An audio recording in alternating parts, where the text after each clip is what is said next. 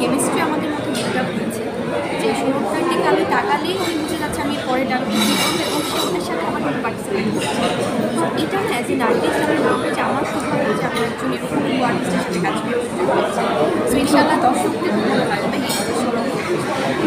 সৌরভজি এই যে কথাটা বললো যে অনেক সময় আমরা অভিনয় থেকে শুনে থাকি যে না ওই সিনটা ওকে খেয়ে নিয়েছে, আমরা এখানে বলি সে জায়গা থেকে দাঁড়িয়ে এই যে স্পেস ছাড়া এবং আরেকজন অভিনেতা বা কো অ্যাক্টর বা অ্যাক্ট্রেস যে তাকে প্রপার জায়গাটা না দিলে তো একটা সিন দাঁড়ায় না, গল্প দাঁড়ায় না। এইটা তোমার ব্যাপারে প্রথমেই আবেগাপ্লুত হয়ে বললো, মানে তুমি নিজে যদি বলে এইটা অ্যাকচুয়ালি আমি কোনোদিনই বিশ্বাস করি খেয়ে নেওয়া খাবার তো খায়, মানে সিন তো খাওয়া যায় না। যে জিনিসটা হয় সেটা দুজন মিলে বা একটা টিম মিলে সেটা বানায়, রাইট? এবং সেইখানে দাঁড়িয়ে আমার সবসময় মনে হয় আমি ক্রিকেট খেলতে খুব পছন্দ করি। এবার সেক্ষেত্রে পার্টনারশিপে বিশাল বিশ্বাস, পার্টনারশিপ না হলে তুমি জিতবে না, তাই না? মানে সে ম্যাচটা সে জিতবে না। তো আমার ক্ষেত্রে ওইটাই হয় যে আমার সঙ্গে যে অভিনয় করছে সে যদি তার বেস্টটা দেয় তাহলে আমার বেস্টটা বেরিয়ে যাবে। আমি ভেরি ডিপেন্ডেন্ট অ্যাক্টর।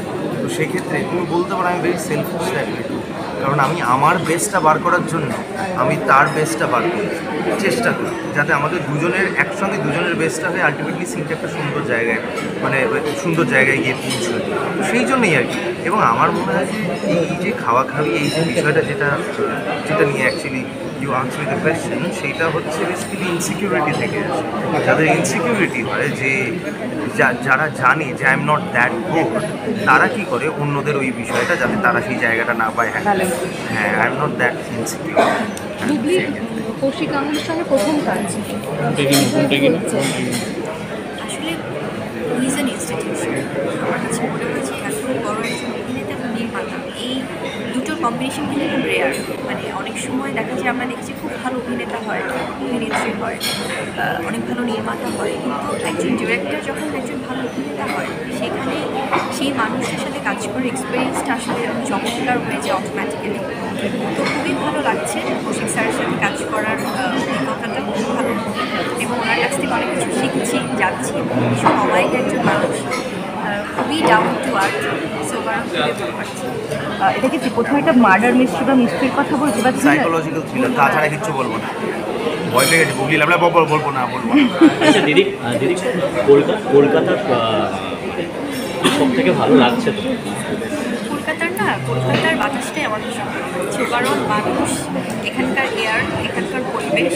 কারণ আমি একটু আগেই বলছিলাম যে এই যে কৃষ্টি কালচার, ফেস্টিভ, হিস্ট্রি, ফুড সব কিছু মিলে না কলকাতা আমার কাছে বরাবরই খুব উৎসবের একটা শহর মনে হয়। তো সেখান থেকে যখন এখানে এসে কাজ করছি টলিউড ইন্ডাস্ট্রিতে, আমার কাছে মনে হচ্ছে বহুদিনের চেনা আমার এই মানুষগুলো, এই ক্যামেরাগুলো এবং আমাদের বাংলাদেশের সাথে কিন্তু অনেক মিল আছে অনেক ব্যাপারে।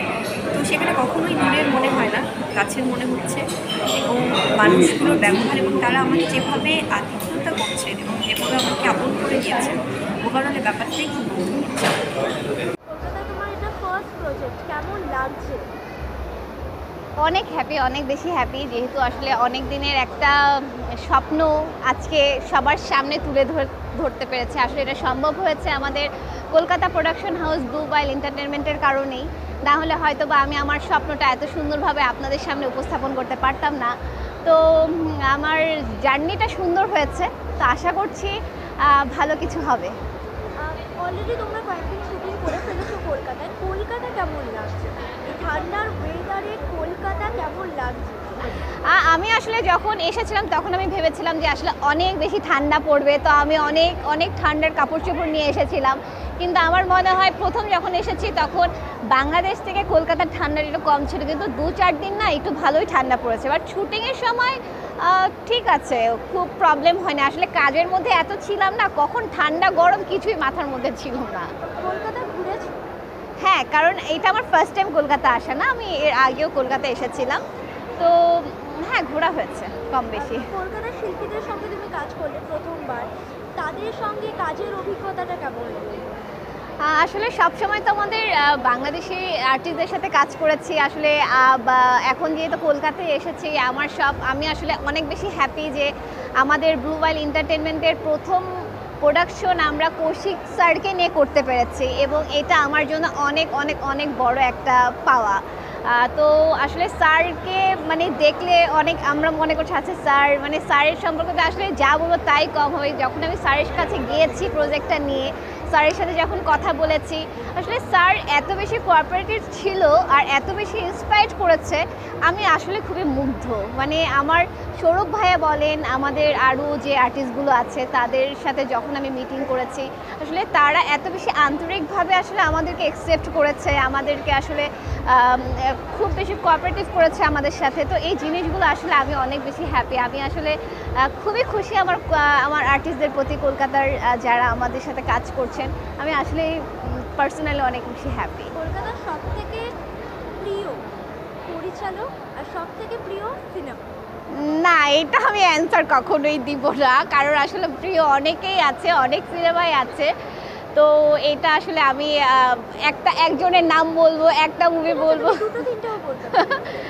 আসলে এখন আমি অন্য কোনো ফিল্ম বা অন্য কোনো ডিরেক্টরের কথা বলতে চাই না। এখন আমি আমার ফিল্ম নিয়ে এবং আমার ডিরেক্টর নিয়েই কথা বলতে পছন্দ করব। লাস্টে দর্শকদের জন্য কি বলতে চাই?